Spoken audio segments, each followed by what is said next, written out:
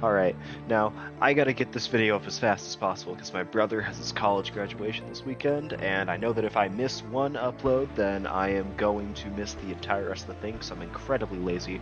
So let's just get started. Alright, so ReZero Season 4, Episode 4. Definitely another more so calm setup episode. However, if what I've heard from some others is correct, then this is like this is the episode before shit starts really going down this season. And the two things that I want to talk about is Satella showing up, as well as Subaru and Shaola, obviously. Okay, so according to Shaola, she is not the sage, like everyone for some reason thinks that she is. Apparently Flugel was the actual sage, and if she's to be believed, she is the sage's student, and she thinks that Subaru is Flugel for some reason because they smell the same. Which again, man, what is with Subaru and all these weird things? Like first there's all the Center Archbishops asking if he's Pride, and then we got this with Shaola thinking that he's Flugel. Also, apparently the Pleiades Watchtower is actually secretly some kind of big library, and Shaola's been watching over it for the past 400 years. And oh wow, I wonder where I've heard that story before. So basically, Flugel made the Pleiades Watchtower and left Shaola as its guardian, and in order for Subaru and all the others to reach the top of the Pleiades Watchtower, they must go through several different trials. Wait a minute, is this Devil May Cry 3? This sounds like DMC3. This sounds a lot like DMC3. So basically, Subaru walks up, touches this monolith in order to begin the trial, and it starts talking in a voice that I can barely understand, and Subaru eventually manages to find the answer to this trial by basically flying up, seeing that all of the monoliths are in the shape of the constellations of the night sky, and then he uses the hint that he was given to guess Rigel, the star, and apparently that was correct by using different mythology and stuff like that. And here's my thing. This just obviously it's been confirmed that there are other people from our world in the ReZero world, but this is blatantly favoritism towards them, because literally no one from the ReZero world can solve this riddle because they don't know our night sky. They don't even have our night sky or our myths.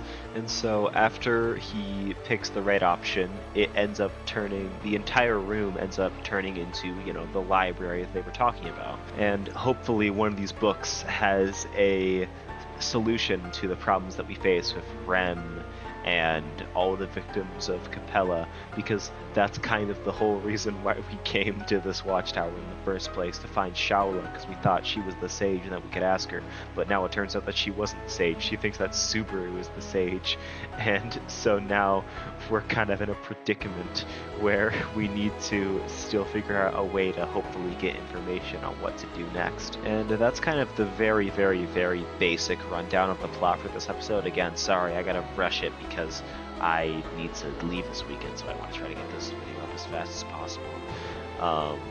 But I will talk quite a bit about a lot of the stuff that I'm thinking about in this episode, but most of that's going to just have Ultra Kill gameplay because I'm really lazy again and I need to get this up fast, and that's just kind of what I've been doing usually, where I put Ultra Kill gameplay at the end where I talk about theorizing and stuff like that. Okay, now first things first, we got Betelgeuse and Regulus appearing in Subaru's weird little dream state. Now, these are the two Center Archbishops that Subaru has killed. I mean, he didn't directly kill Regulus, but I think he basically gets kill credit for it.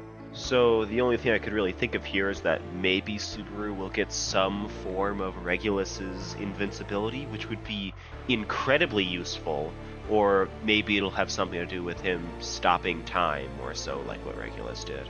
Because it would appear that Subaru has some form of Betelgeuse's authority, even if it is definitely a much weaker version of it, so I feel like it would only make sense for him to get probably a much weaker version of Regulus's. And then obviously there's the whole Satella walking up to Subaru saying that she loves him and stuff like that.